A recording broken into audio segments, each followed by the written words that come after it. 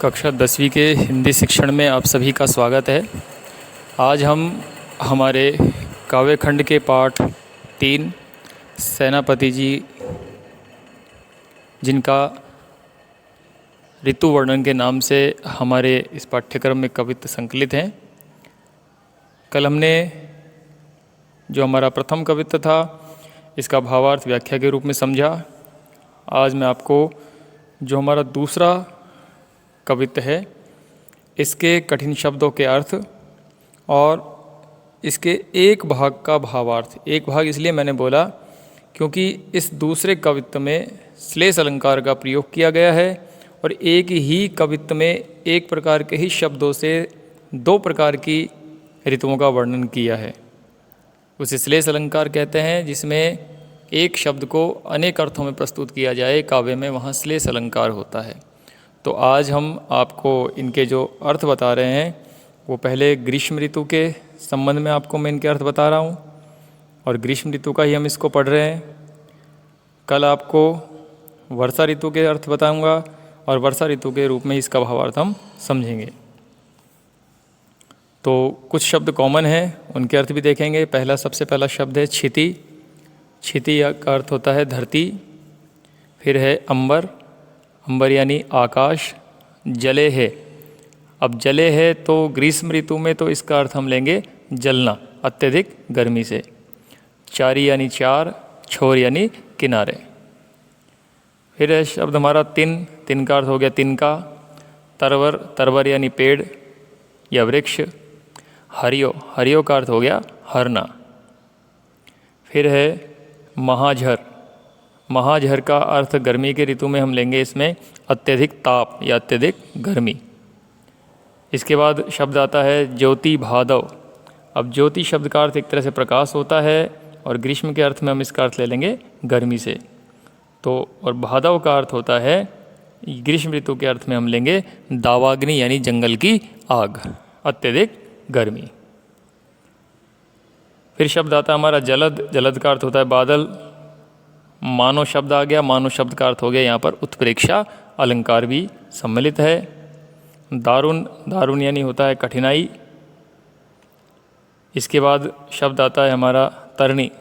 तरणी का अर्थ ग्रीष्म ऋतु के संदर्भ में हम लेंगे सूर्य के प्रकाश से या सूर्य की अत्यधिक तेज गर्मी से। फिर इसके बाद शब्द आता है सीरी। सीरी शब्द का अर्थ है शीतल। घन छाह। घन छाह का अर्थ हो गया अत्यधिक छाया या बादलों की छाया। विषम। विषम का अर्थ हो गया है भयंकर या बहुत अत्यधिक विकराल रूप में। तो ये जो शब्द मैंने बताया इसमें बहुत सारे कॉमन शब्द है जिन शब्दों में श्लेष अलंकार भी उपलब्ध है और आज हम इन्हीं शब्दों से ग्रीष्म ऋतु का वर्णन पढ़ेंगे। कल हम इन्हीं शब्दों से वर्षा ऋतु का वर्णन पढ़ेंगे। तो ग्रीष्म ऋतु में देखिए, देखे क्षिति अंबर जले है चारी ओर छोर। कवि सेनापति जी कह रहे हैं कि धरती से लेकर के आकाश तक चारों ओर जलन ही जलन उत्पन्न हो रही है। तिन तरवर सभी को रूप हरियो है। पेड़ पौधे सभी का रूप हर चुका है, अर्थात सभी ग्रीष्म से गर्मी से सूख चुके हैं। महाझर लागे ज्योति भादों की होती चले। कह रहे हैं कि अत्यधिक गर्मी में जो सूर्य का प्रकाश है, जो गर्मी है, वो जंगल की आग की तरह फैल रही है। जलद पवन तन सेक मानो परियो है। जलद पवन अर्थात गर्म हवा। जलद पवन अर्थात गर्म हवा। ऐसा लग रहा है कि गर्म हवा से सबका शरीर सिक गया हो। सिक गया हो अर्थात झुलस गया हो। दारुण तरनी तर नदी सुख पावे सब। इस सूर्य की भयंकर गर्मी रूपी नदी से सब तैरकर पार जाकर सुख पाना चाहते हैं। सूर्य की भयंकर गर्मी रूपी नदी से सब तैरकर पार जाना चाहते हैं तथा पेड़ पौधों की घनी छाया में रहना चाहते हैं। चित्त यानी मन, उनका जो मन है वो पेड़ पौधों की घनी छाया में रहना चाहता है। सेनापति जी आगे कह रहे हैं कि देखो चतुराई सेनापति कविताई कीजू। सेनापति जी कह रहे हैं कि मेरे कविता की या मेरे कवित्व का चमत्कार देखिए, मेरी चतुराई देखिए। ग्रीष्म विषम वर्षा की सम करियो है कि मैंने वर्षा ऋतु के शब्दों से ही ग्रीष्म ऋतु का वर्णन कर दिया।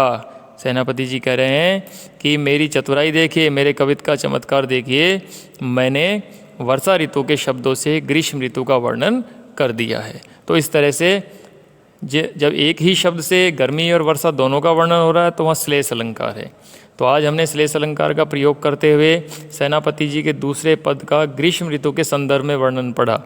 कल हम इन्हीं शब्दों से इसी पद का वर्षा ऋतु के संबंध में वर्णन पढ़ेंगे।